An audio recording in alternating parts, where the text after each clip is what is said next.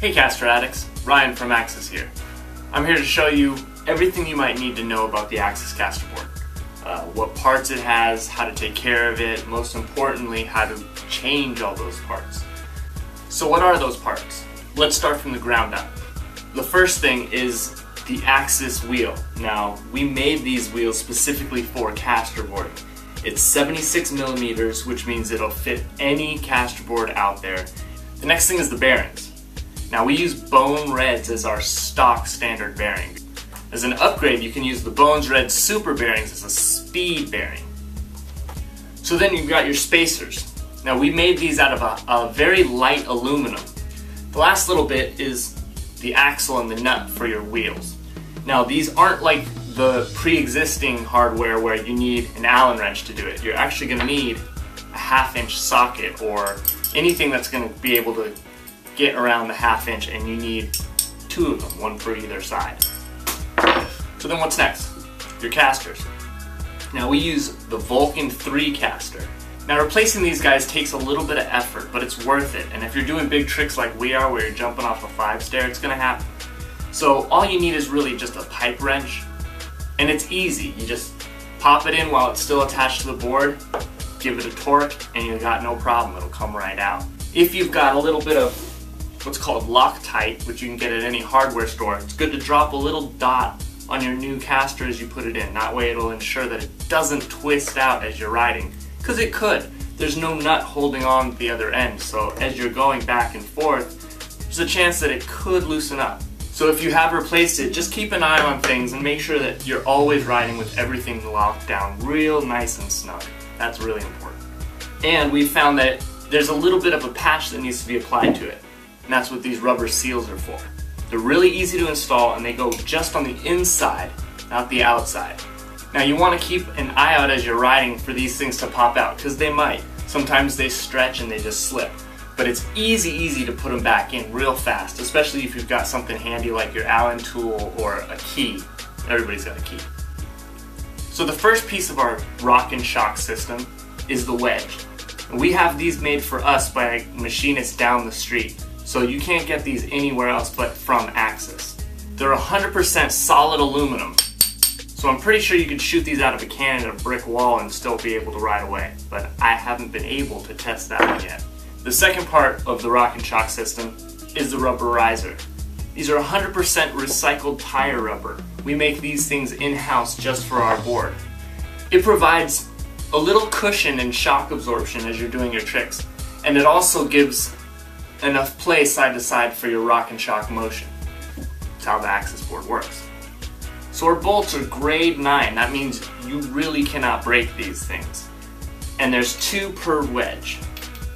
Very simply going like this, through the deck. This is what the deck looks like when it starts out. As you can see, it's nothing like the Axis board. The final touch is each board is sealed and signed with an issue number, date it was done on, and signed by the artist who completed it. That way you know exactly who made your deck. So let's show you how this whole thing fits together. First, I'm going to start with our wheels. I'm going to take the bearings and push them into the wheel, one on either side. And with the Axis wheel, you should hear a little pop just as it goes in place.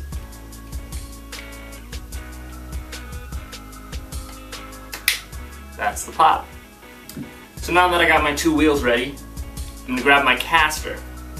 I'm going to grab my wheel axle and put it through one end of the caster like that. I'm going to grab one of my spacers and go ahead and stick it right on there so it's ready to go. Take my wheel and fit it onto the wheel bolt. Now that my wheel is on, I'm going to take the second spacer, slide it in place there. And you might want to use your Allen tool just to help get it in the right position so my axle can pop into place.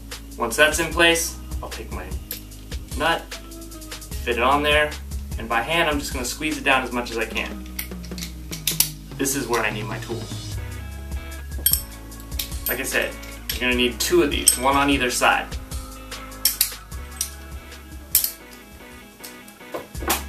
This is where your socket wrench will come in handy because it'll make things so much easier. If you don't have one, a simple adjustable wrench, or like we've got simple crescent wrenches, 1/2 inch, do the job real easy. And I'm going to tighten it down pretty tight. My wheels doesn't spin the best. Loosen it up just a touch. No problem. I'm ready to go. So now I've got my wheel and my caster. Caster goes on that part of the wedge. Real simple. And it screws all the way in. All the way in. There we go. Now this is where the pipe wrench comes in handy. I'm just going to grip it. That's all it takes. Just to make sure it's tight. Real tight. So now that I got my wheel set up ready, I'm going to take my deck and put 2 of the bolts through the hole. Now I'm going to take my rubber riser and I'm going to push it on the bolts. It's going to hold them in place, and it's going to make it a lot easier for me to screw this in place. Also, you want to make sure that the front, the holes are closer to the end than on the back. Now, I'm going to take my wedge and go ahead and stick it in place so that these guys are just in there. Grab my Allen key and start tightening it just a touch. 2 spins.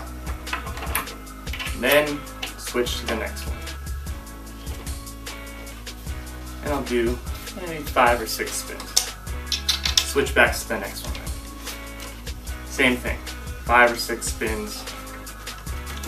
Switch back to the next one, and it should be ready to be tightened all the way. That's it. And it's in place.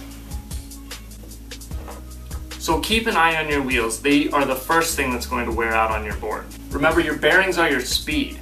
So the better your bearings, the faster you're going to go.